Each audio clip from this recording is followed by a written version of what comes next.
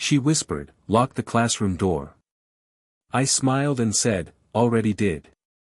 That was the moment everything between us changed, quietly, completely, and forever. It was late, the kind of quiet hour when the hallways of the old school felt half asleep, lit only by tired yellow bulbs and the last streaks of sunset pushing through the blinds. I'd stayed behind, same as every Thursday, to help Miss Hale organize materials for her evening class. Most of the students had gone, their laughter fading down the corridor until only the hum of the air conditioner and the faint tap of rain against the windows remained. She stood by the chalkboard, sleeves rolled up, gathering papers into neat stacks. The scent of her perfume, soft and faintly floral, drifted through the air. It wasn't new or showy, just something that felt like her, composed, quietly steady, the kind of scent that made the room feel smaller, warmer. "I can't believe you still volunteer to do this," she said, glancing over her shoulder with a half-smile.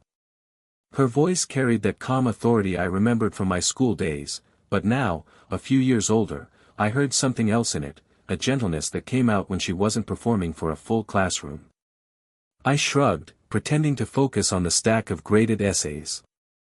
"I guess I just like being here. It's peaceful."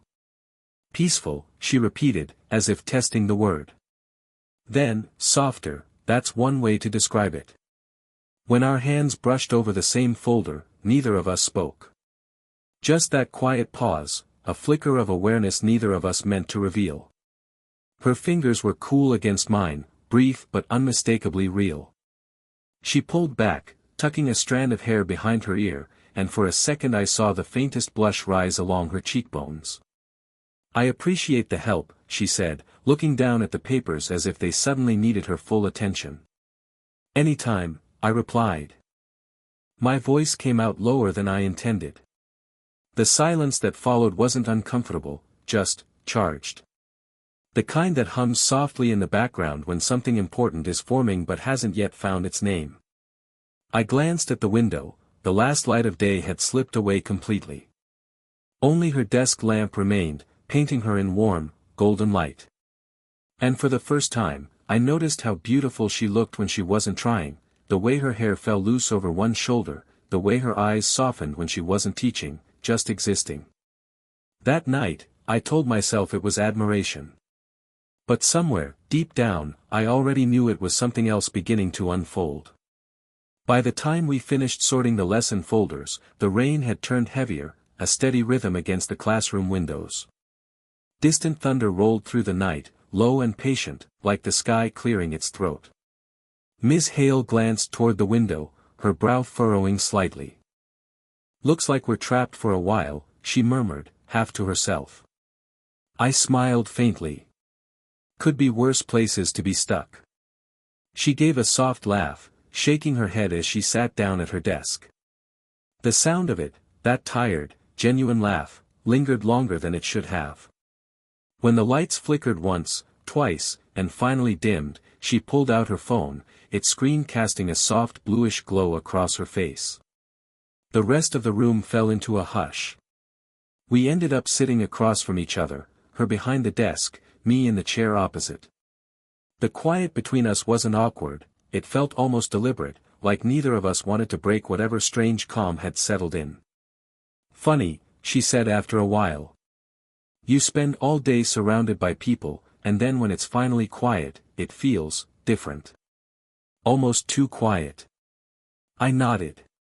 "Maybe that's when you actually hear yourself think." Her eyes lifted toward mine, steady, reflective.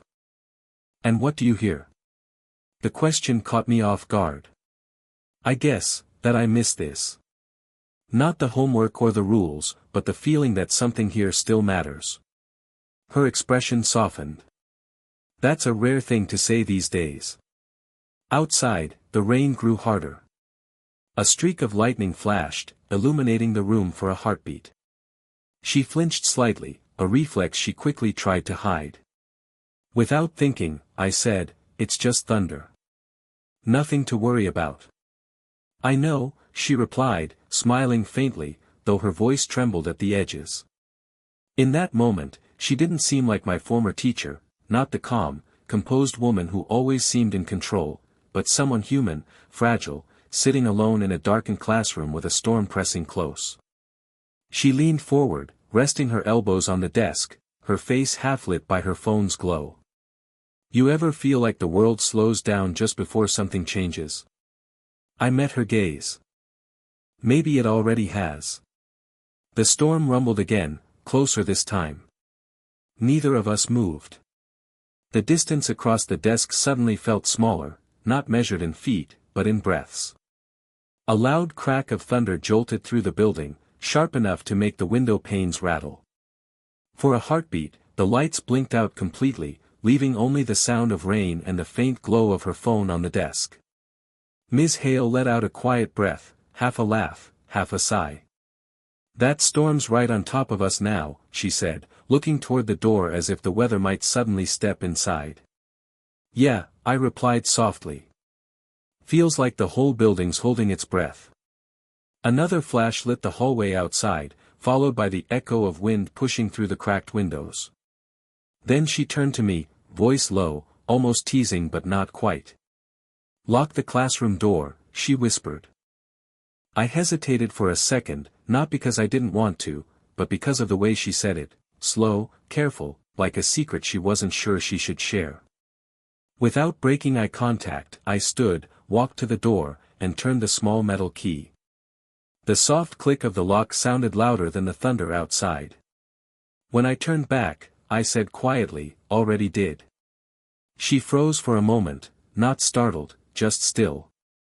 Then her lips parted slightly, as if she wanted to respond but couldn't find the words.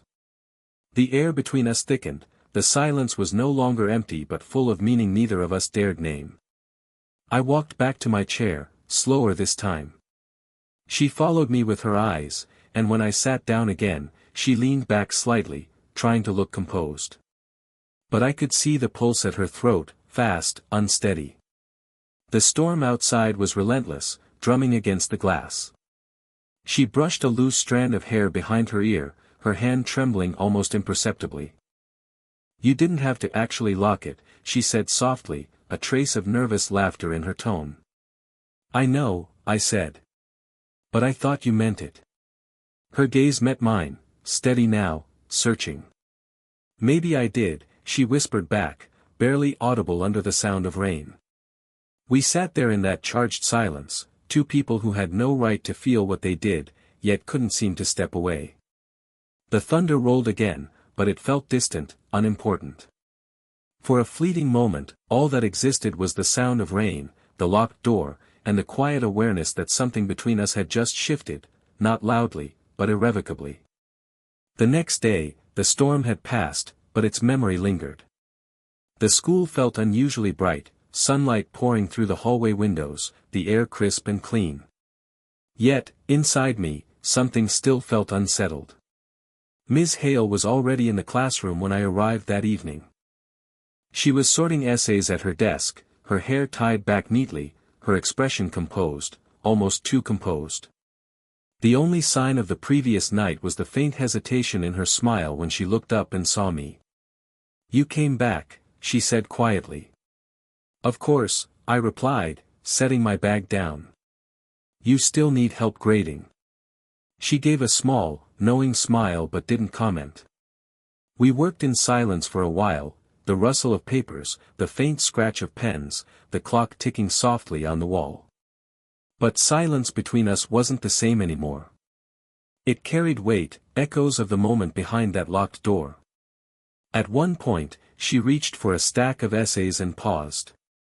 You left this yesterday, she said, holding up a few pages of handwriting I barely remembered leaving on her desk.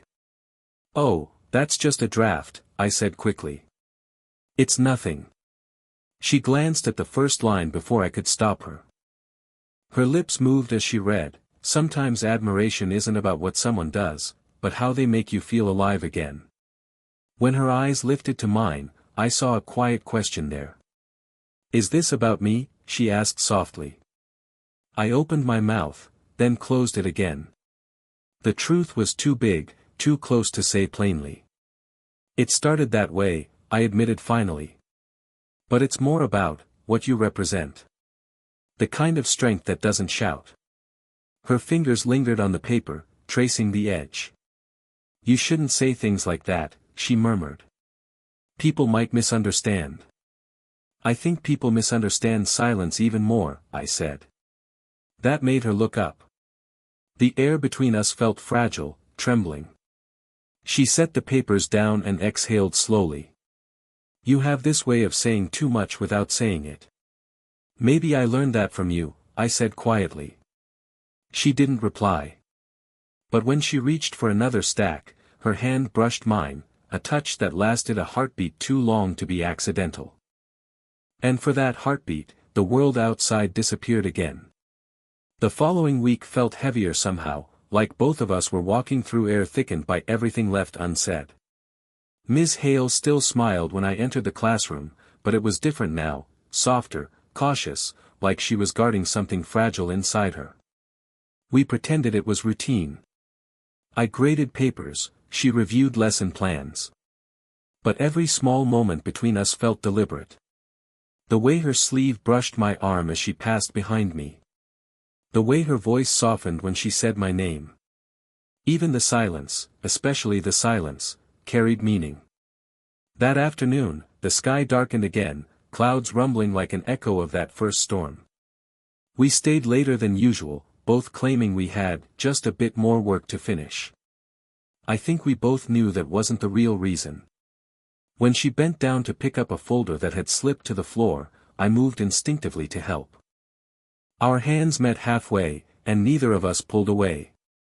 For a moment, we stayed there, both kneeling, both pretending to still be reaching for the same papers. Her fingers trembled against mine. Then, slowly, she lifted her eyes. There was fear in them, not of me, but of herself. You shouldn't keep doing this, she whispered. It's not fair to you. I swallowed. You think I don't know where we stand? This isn't about rules, she said, her voice unsteady. It's about, what happens if someone gets hurt. I hesitated. You mean you? She didn't deny it. Just looked away, lips pressed tight, like she was holding back words that could change everything. I reached out, not to pull her closer, just to rest my hand gently over hers. You've spent so much time protecting everyone else, I said quietly. Maybe you forgot what it's like to be cared for. Her eyes shimmered, the kind of look someone gets when they're fighting tears they'll never let fall. You're too young to understand what this could cost, she murmured. I smiled faintly. I already understand what it's worth. That broke her composure. She closed her eyes and took a shaky breath. Then she stood, stepping back, not in rejection, but in surrender to reason. We can't, she said softly. We just can't.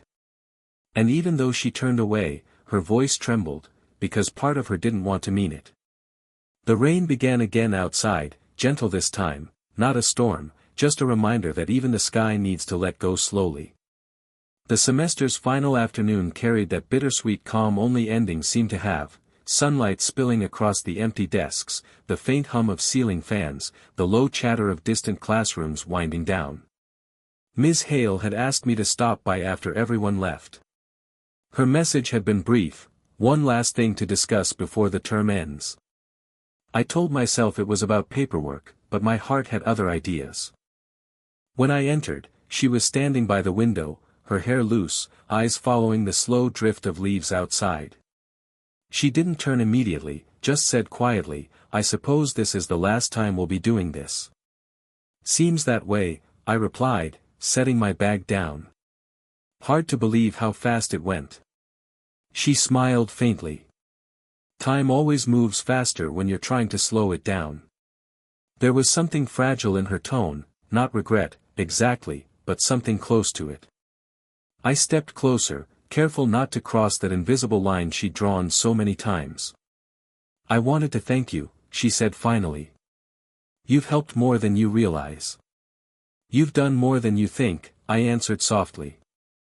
For me, I mean. Her gaze lifted then, steady, searching. How? I hesitated, then told the truth. You made me see what quiet strength looks like. You made me believe that kindness can still change someone. Her lips parted, but no sound came out. I saw her blink quickly, the way people do when they're trying not to feel too much. Then she took a slow breath and stepped closer. You've reminded me what it feels like to be seen, she said. Her voice broke slightly on the last word. For a long moment, neither of us moved. Then, without thinking, my hand reached out, not to hold her, just to touch her hand resting on the edge of the desk. She didn't pull away.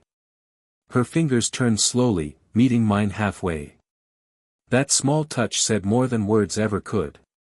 Her thumb brushed over my knuckles, and everything around us, the ticking clock, the drifting light, the world outside, faded into something distant. She looked up at me, eyes shining with that quiet sadness that comes with wanting and restraint all at once. Some things, she whispered, you only get to feel once. Then I'm glad it was this, I said. And for that single, perfect moment, the line between us disappeared, not crossed, but understood. A few weeks later, the school felt different, lighter somehow, yet emptier too. The term had ended, students were gone, and the halls that once hummed with noise now carried only echoes of footsteps and the faint smell of old books.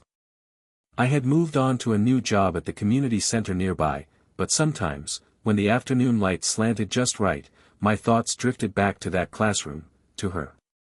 Miss Hale. It felt strange not to see her every day. No gentle reminders about deadlines, no soft laughter when I made a dry comment, no quiet glances that said more than either of us dared to. Still, the memory of her voice, calm, steady, quietly warm, stayed with me like a song that refuses to fade. One evening, I found myself walking past the school. The sunset stretched low across the street, painting everything in amber and gold. I don't know why I went inside, maybe I just wanted to remember. Through the glass window of her classroom, I saw her. She was at her desk, papers spread out, hair tied back in that familiar way. For a moment, I thought she looked exactly the same, until she looked up and saw me. Our eyes met through the narrow pane in the door. Neither of us moved. There was no shock, no surprise, only recognition, and something softer underneath. She smiled. Not the polite kind teachers give their students, but something smaller, truer, the kind of smile that carries a memory inside it. I felt my chest tighten, not with sadness, but with gratitude. I didn't go in. I didn't need to. That moment, silent and distant, was enough. As I turned to leave, I heard the faint echo of the final bell from somewhere deep in the building, or maybe I just imagined it. It reminded me of endings, yes, but also beginnings. Outside, the air was cool, and the world moved on as it always does. But some part of me stayed there, in that quiet room where everything had changed with a whisper and a single locked door. And in my heart, her words still lingered, not as a secret, but as a reminder that some connections aren't meant to fade. They just stay, quietly, beautifully, forever. If this story touched you, take a moment to like the video, subscribe, and share it with someone who believes in quiet, unexpected love. Every story here is a small piece of what it means to feel, to remember, to hope. Until next time, thank you for listening.